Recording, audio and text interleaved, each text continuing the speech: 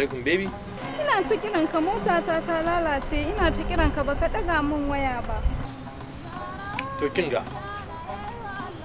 Ki hakuri, na je mimis ne ina jin yunwa wallahi nake cin abinci amma ga nan zuwa. Kin ji? Na ji.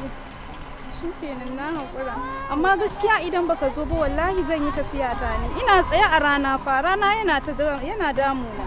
A'a.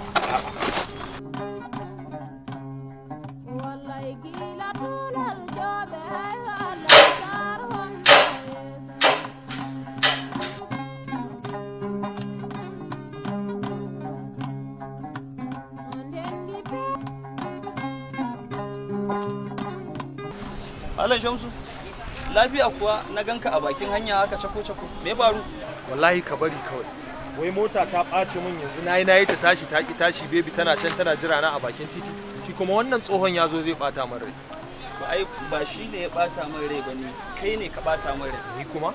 Ta ya za a yi ka zo ka dinga fama da motoci marasa amfani? Na sha kuma gaya maka cewar ka je Rahama Motors ka siya mota ko dan ka biya wa kanka bukata kuma hankalinka ya kwanta, ka daina fama da tsayuwa a gefen hanya mota ta tsaya.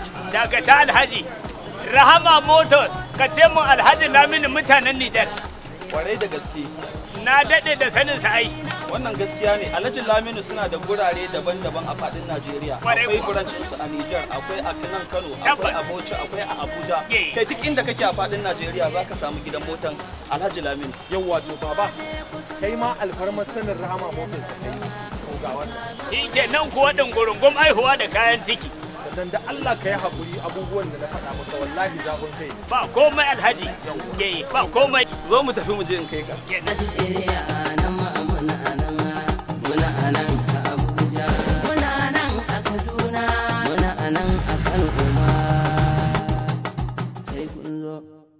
Rahama Motors.